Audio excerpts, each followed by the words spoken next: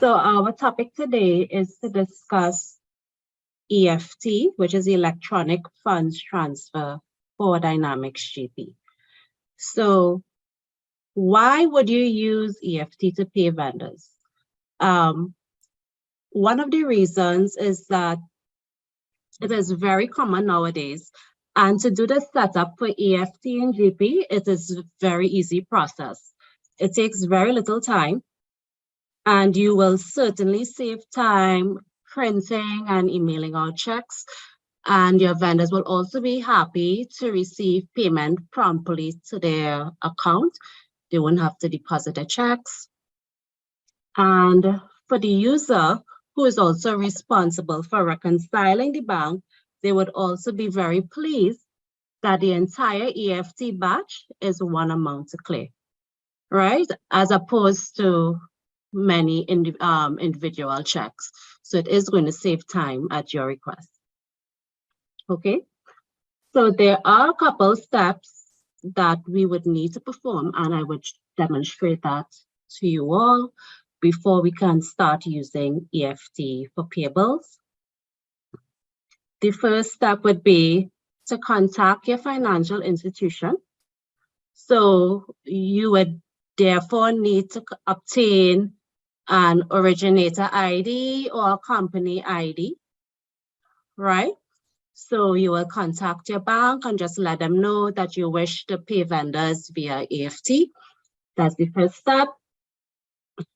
Just make sure that you're also very clear that you would like to submit a file as opposed to entering the EFT directly on their website. All right, and I mean, you can ask any questions that you may have to your bank. Typically, there may be a cost per file, and also there may be a cost based on the number of payments as well within that file. All right. One thing to note is that different financial institutions would require a specific file format, and the file format would be specific to their institution. So obtain whatever documentation on the file formats from your bank and what is accepted by your bank, okay?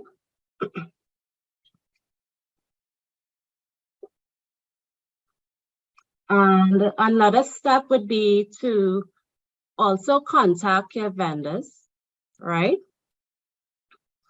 The only information that you would really need is their transit routing number and the bank account number. But if you would like to send remittances via email, you should also ask for their email address, okay? So we're going to jump into GP and go through the setup for the checkbook as well as for the vendors. And then we would do a test payment and submit a payment, okay? So sorry for the interruption. I just want to confirm because my screen is totally static. Are you moving or just explanation right now? No, so I'm now going to jump in to demonstrate. So I was just explaining a moment ago. Okay, yeah. Thank you, Sansu. No problem.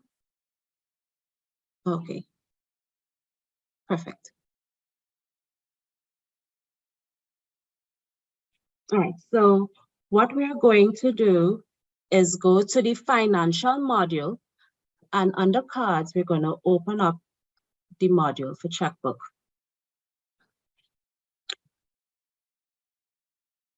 In our checkbook maintenance, we currently have a checkbook setup.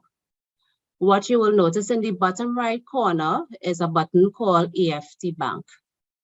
When you click on that, I'm going to show you one of the windows that's already populated, but this is just to show you when you first open up this window, the bank country region would be set to none and all these fields would be grayed out.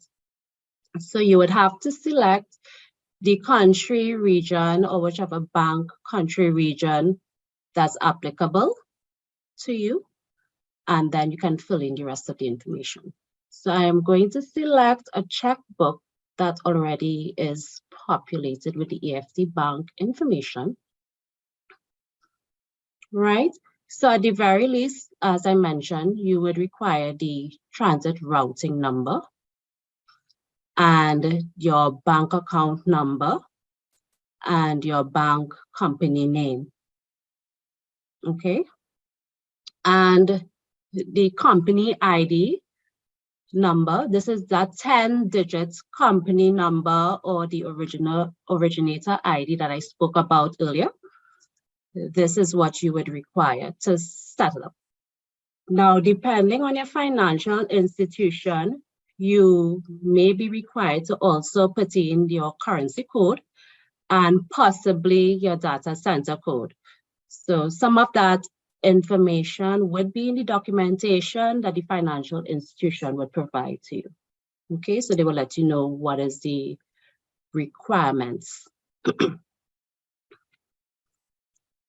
So now, because we are focused on setting this up for the payables module, we are going to go into the payables options window.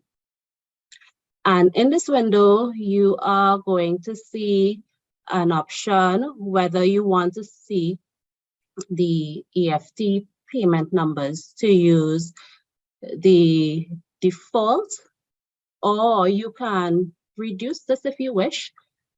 If you find there's too many zeros, you can shorten the EFT payment numbers, right? And I recommend using the EFT numbers as opposed to check numbers. That way, at a quick glance, you're able to determine that the payment is actually in EFT, okay? Under the file format section, this is where we have to set up the file. And this file format would be specific to your institution. So what you would do, you would enter ID, and we can probably just use the checkbook ID that we have here. So we're going to say flex benefits. This is just an identifier. And when you tab off, it recognizes that this has not been set up as yet. So what we're going to do now, we're going to add the format. Okay. Now, in the window that opens, there are a couple of information here that you would see at the forefront. So there is a drop-down window for the format type. And you're going to see that GP has a number of out-of-the-box file formats that is available to you for a number of institutions. Okay, so we have National Bank of Canada, we have Bank of Montreal, we have RBC, etc., and the list goes on. All right, so we're going to select National Bank of Canada as an example. And this happens to be a file format that is commonly referred to as CPA 005, right? And is used by a lot of the credit unions as well. And now, because that we are using an out-of-the-box format type, I don't need to actually do any of this setup down below. So this is actually going to save me a lot of time as well. All right, so what I'm going to do now is click Save on this window, and I'm going to close this out. All right, and the other thing that you would need to fill in this window would be the location where the file should be generated. So we are going to select an output folder for our domestic payment file. And let me just set that up. So we'll just browse and we would set it up a new folder to our desktop. and we'll call that EFT.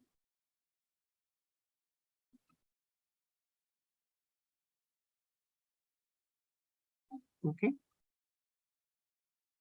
Right. And the payment would be the name of the file that would be generated. Right. And once you're satisfied with your location, then we have completed this step. Okay, so we're done setting up this checkbook. Let's click OK.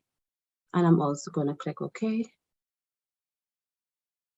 And I'm going to click Save. And let's get out of this window. So what we're going to do now is set up our vendor. So in purchasing,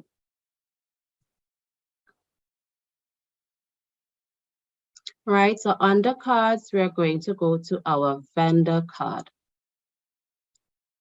All right, we're going to select one of our vendors. So our first vendor here is in the Fabricam company is Ace Travel.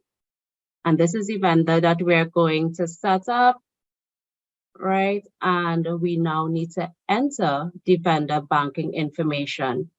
Now, with the address ID, there are instances where a vendor may have multiple addresses. So here we have the primary address. And down here, our remit to address, right? We usually have a different address set up within this option. Now, this may not be always be the case. You may just have one address for your vendors, but if you do have multiple addresses, please ensure that you put the EFT information on your remit to address. Okay.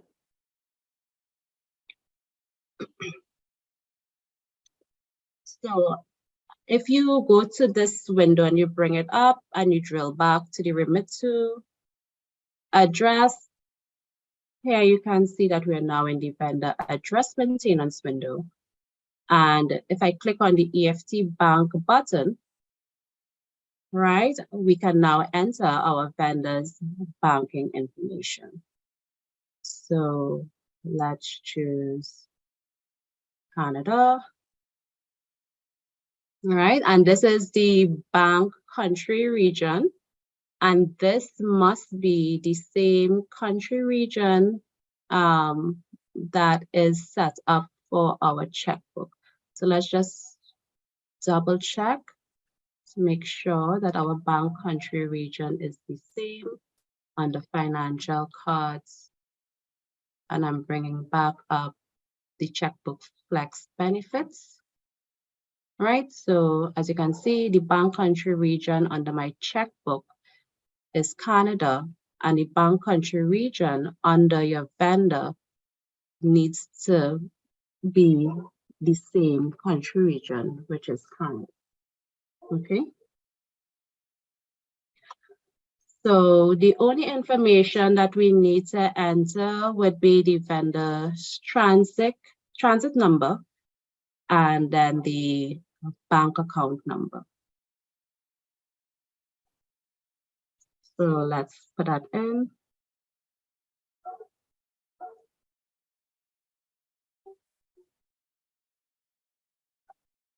Now, you may at times receive a 9-digit transit number. So let's see.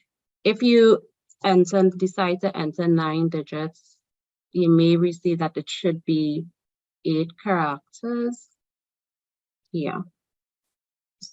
So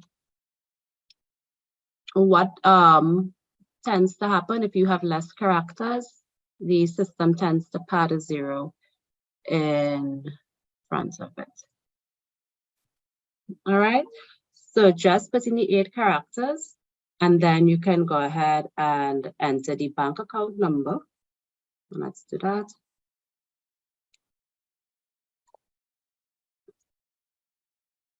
Okay, and then we're going to click OK.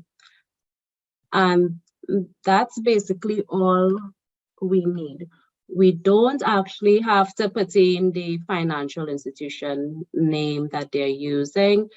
The bank account and the transit number is basically all that is required for the vendor. All right. Now, if your vendor did give you an email address, you can enter that from the internet address globe that you see on screen. And here you are able to enter the email address here. So if I wish, I could enter my Optimus email address that you all can reach me at sunsil.optimus.com. And if you do wish to be included as well on the email with the remittance, you can always put your own email address in the BCC line. Yes, it will send you as a blind copy. Okay, so I'm going to save this. Oh, so that's another thing. You need to have Outlook set up on the machine that you're using. So because I'm using a Hyper-V virtual machine, Outlook is not set up on this. But once you have Outlook set up on the machine, you can use the email address to receive emails. Okay. So once you have your EFT information, we are back at our vendor maintenance master window. And down to the very bottom, you're also going to see an email button. So although you can set up this vendor with an email address, you must also enable the vendor to receive the remittance via email as well. All right, so it is important that you also go to, apart from placing the email address in the internet addresses section, you also need to go to the email option, and down to the bottom below where you see send forms as email, you would want to mark off vendor remittance. Okay. Now with the vendor remittance, it's going to be using a message ID called remittance. So this is already set up here as default. And then you can choose a format that you would like the vendor remittance to be sent. So you can state if you want the attachment to be sent as a document or as a PDF, right? And once you're satisfied with the setup that you have here, you can now click OK. All right, and then we're going to save, right? And the vendor for Ace Travels is now set up. Okay. So you can now move on to perform a payment. We set up the checkbook, we set up the vendor, all right, and you can now perform a payment using EFT. So, okay, so we're going to go to purchasing, and we're going to go to the transaction area. And for those of you who are processing checks currently, you would find that the EFT process is very similar, right? There are only a couple of different steps that are involved in processing an EFT payment, right? And if you are used to starting a check run from the select checks option, from this option, right? Or the edit check batch or the edit check, you can do so as well with an EFT batch. Okay, so for today, we're going to do an edit check batch. And we are going to enter a batch ID. So let's call it that. So here you're going to see it's going to ask me to add this batch. So let's go ahead and do that. So the first difference that you would see here from adding an EFT batch from a check batch is this radio button that you see here. So when we are setting up our batch, we need to ensure that we select EFT as our payment. All right, so this will be our payment method. And you will also select the checkbook ID as well. All right, so our checkbook ID was called Flex Benefits. Okay, and then we can save our batch. So now you can actually tab off here.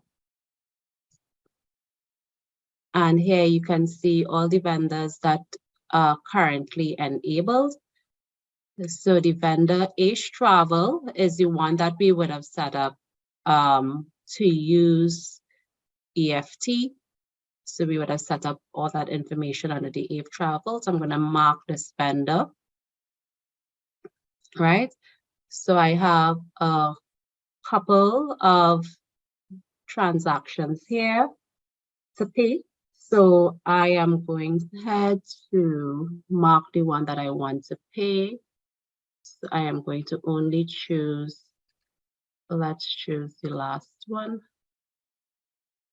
So I'm going to pay the one for 1,054.39. So now I'm going to click on process.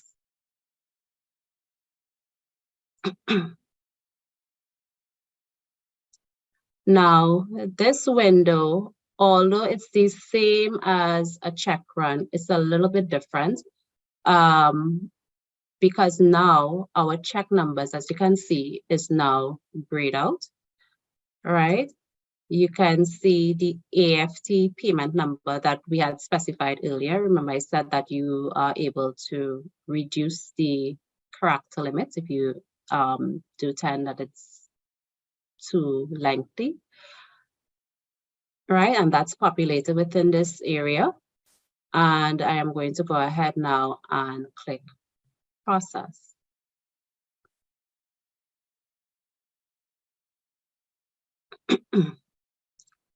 Now, this window that opens is called the Process Payables Remittance window. So you may also be familiar with this window when you would have had a check that had too much information on the stub and wouldn't all print. You would then go to this window and then print a remittance for it. But in this case, you can have the option to print your remittance. And also, if you do have the vendor to set up to be able to receive the document via email, that's an option that can be selected as well. So once you click, oh, by the way, on default, this window will always open with the remittance alignment form, but we don't want this option. We want the remittance form. So we're changing it to the remittance form. And like I said, once you have set up your vendor to receive the document via email, you are able to click send document in email as well. All right. And it also has print if the mail cannot be sent. All right. But because I don't have Outlook set up on this system, I am going to leave the print document. So I'm going to click on the process button. It's now asking me where would I like the exception report to be printed. So I'm going to use standard. And I'm going to say to screen. So let's give that a moment.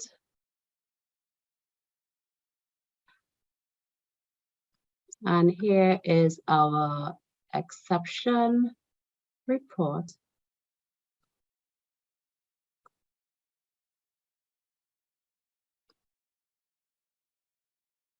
All right. Now we are still in this window. You can mark post and you can then mark process, right? And then you can check your sent items just to make sure if you're sending it via email, you can check your sent inbox just to ensure that that was sent successfully. Okay, so with the purpose of today, I'm just going to process this. I can post it.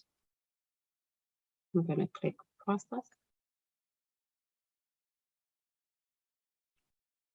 And I'm going to print it to screen again.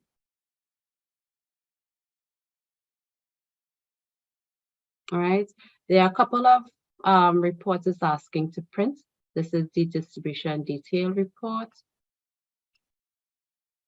the summary report, the posting journal. Now you don't need to print all of this if you don't want to. And this is the EFT payment register, which is really the one that we want to see.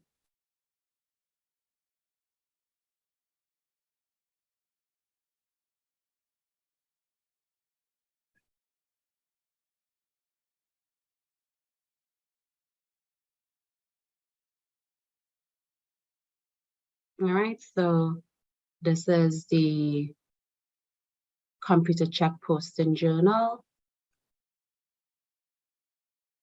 This is the distribution detail information.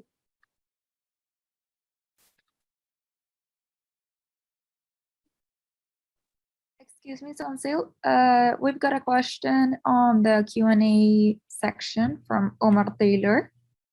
He's asking what could be the possible reasons some vendors are not receiving their remittance email, even though we have the correct email address. Okay, so we have had clients where their vendors were not receiving the remittance, and it can be for one main reason as of now, depending on what version of GP you're on. Microsoft would have released a statement that emailing out of GP with regards to remittances and also workflows, etc., that you need to be on version, I think it's either 18.3 or 18.4 and above, because they are disabling the TLS1 and they're now using TLS 1.2 as it's more secure. So that could be a possible reason if you're on an older version of GP. I'm not sure if you're aware of that release statement, Omar, but that has been circulating, I think, as of last year. I think the earlier part of last year, and it's only as of October, they would have had that disabled.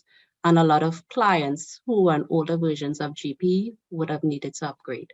So that could be one of the reasons. I mean, there are also maybe other reasons, maybe in setup, etc. But it's definitely something that would need to be analyzed to dig deeper as to what might be the reason.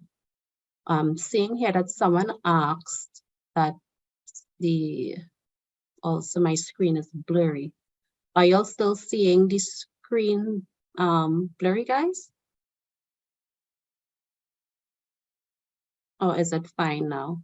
And Omar, does that also answer your question in a nutshell? Okay, perfect. All right, so if you guys are still seeing the screen blurry, please feel free to let me know. Someone said, when a shared network folder is used for saving the file, what are some challenges that are experienced? You can't save it via a network file. You just would need to use the UNC path address within the location. right? So that it saves to the file that you, or the folder, I should say, that you would like the payment to be posted against. All right.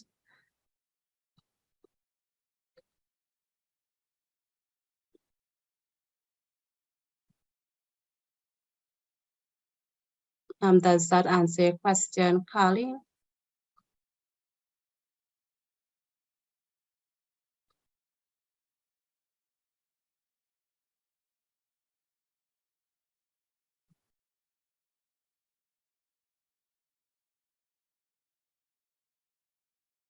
Okay, Colleen, you will let me know if that was clear. Like I said, you can use the network address, but just also keep in mind that if you do have drops in the network, it may cause, with anything, it may cause posting issues. Yeah.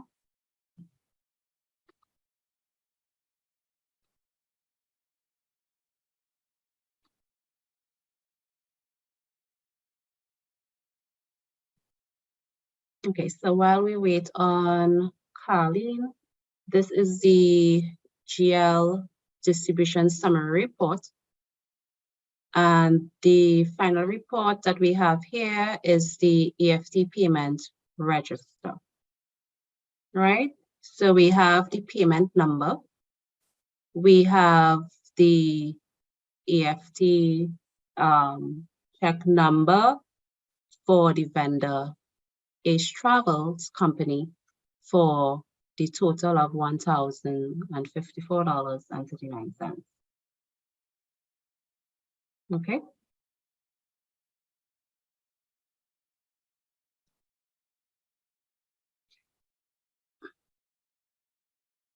And this here is just the check posting journal. Okay. So we started with our edit check batch.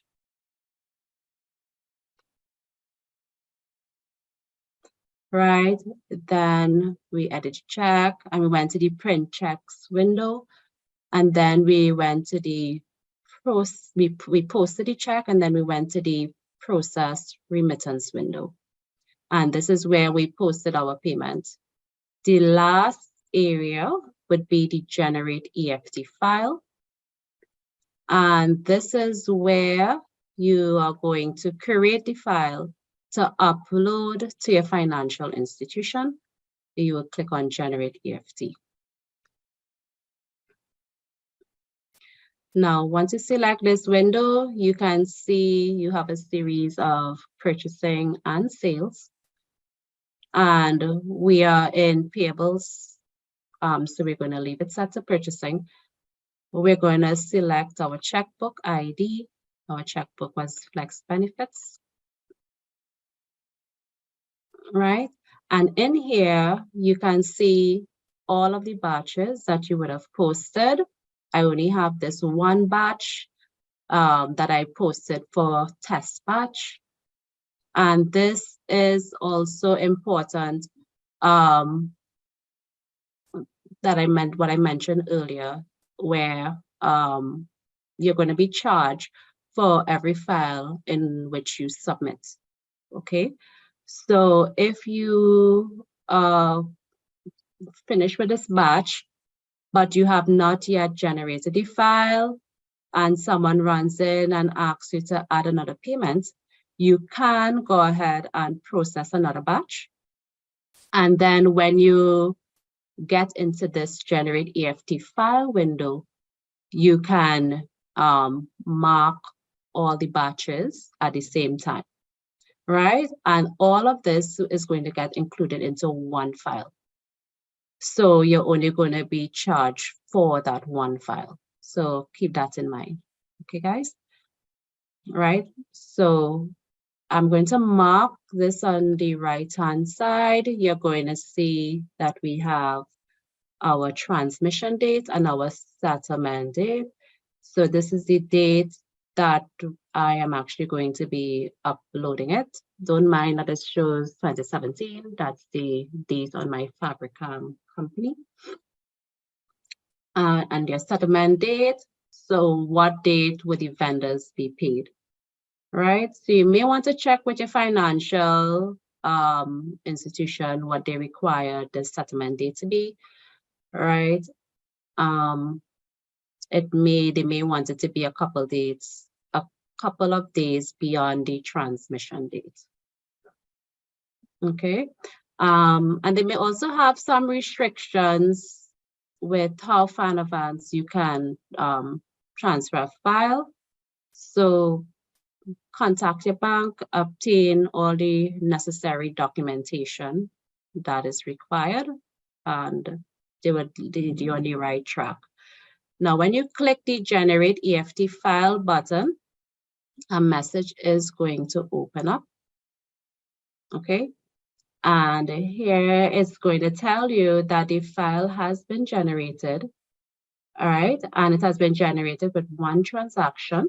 And it's in the following location that I set up previously, which is in the EFT folder, right?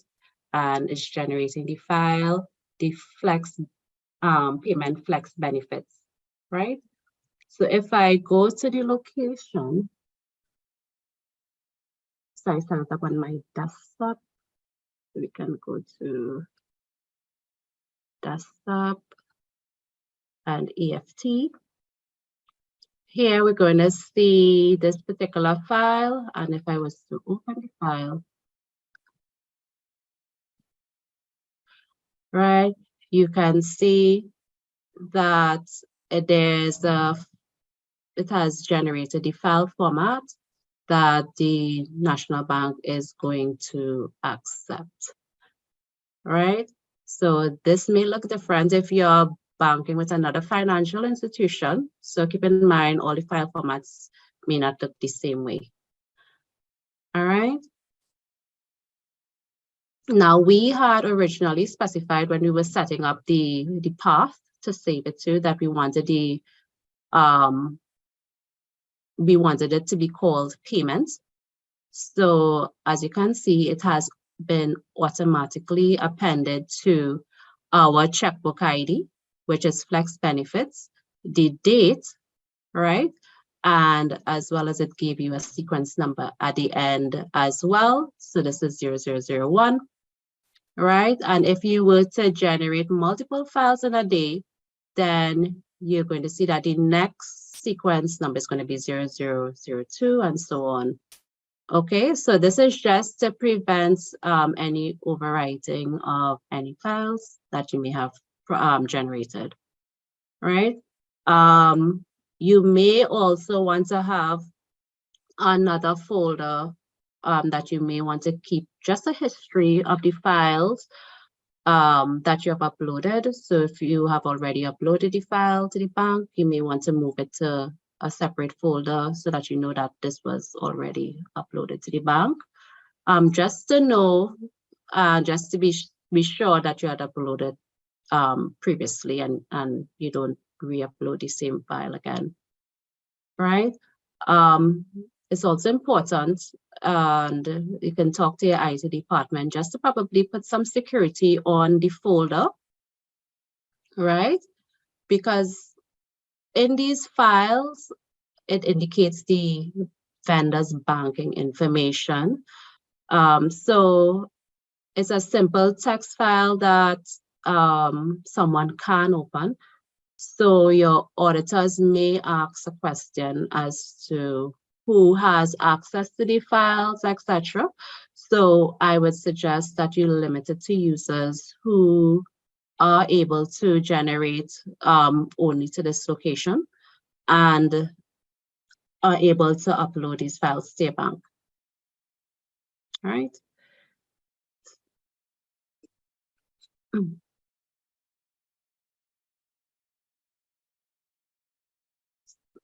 Just keep in mind, again, as I said, if it is you did set up email, you would have been able to also go to your email and you would have seen the remittance attachment there. And it would be based on the file format you would have chosen, PDF, or a document file format. And you can put in more information if you wish, because it's going to be sent as an email, right? And you can send that out to your vendor. All right. So that's basically setting up of EFT in a nutshell. Is pretty simple, pretty straightforward. Once you get the necessary information from your bank, you're well on your way to setting up EFT for vendors, for payables, and it's a very simple process within GP. All right, so I hope that this webinar has been informative to you all. I'm not sure if we have any more questions that I did not answer already.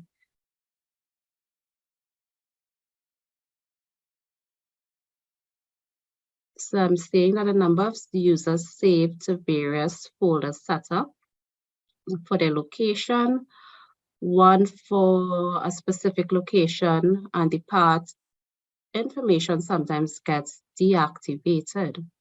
Okay, meaning that all users can save to the folder, and the next day only one individual can save to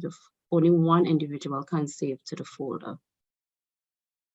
Okay, so that's an interesting one, Carleen. I've never came across this issue before, but if it's something that's you're still experiencing, I would love to do an analysis just to check what may have been causing that issue on your end.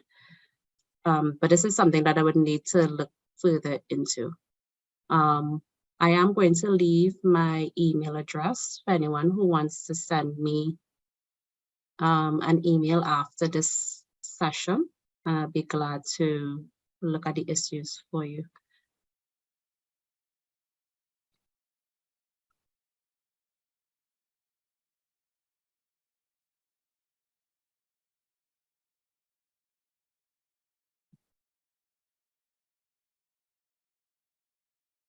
Okay, so Omar is asking that he usually sees something that says invalid hash entry when uploading to the bank. I understand it has to do with credit notes. How is a credit note treated when doing the EFT payments?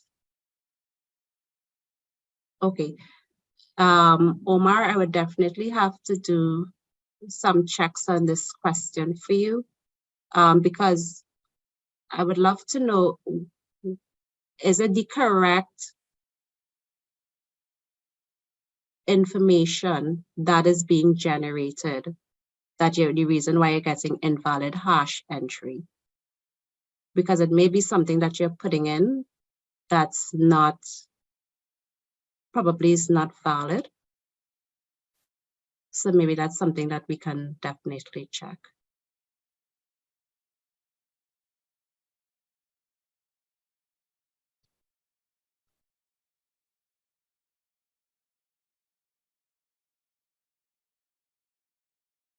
Okay, you usually have to change the total.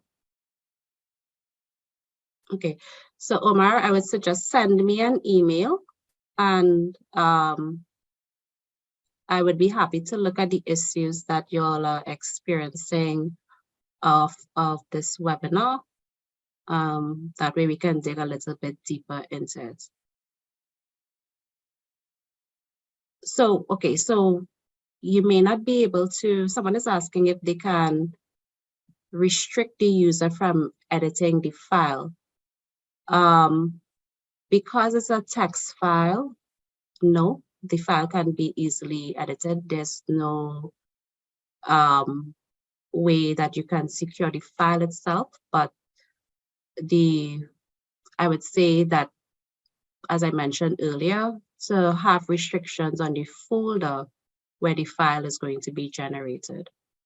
That way, only the persons who have access to that folder is responsible for what's information resides in that folder, and if anything goes wrong, you know who that point person is. All right, but because it's a text file, there's no real way of not allowing persons to edit the file if they already have accessed it. All right, so just be mindful of who you allow to access or who has access to the folder for the generated EFT. Okay.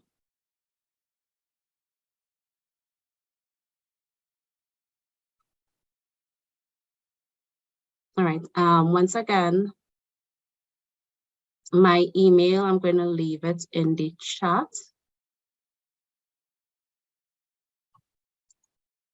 So this is my email here. So it's Optimus.girl. Like I said, the issues that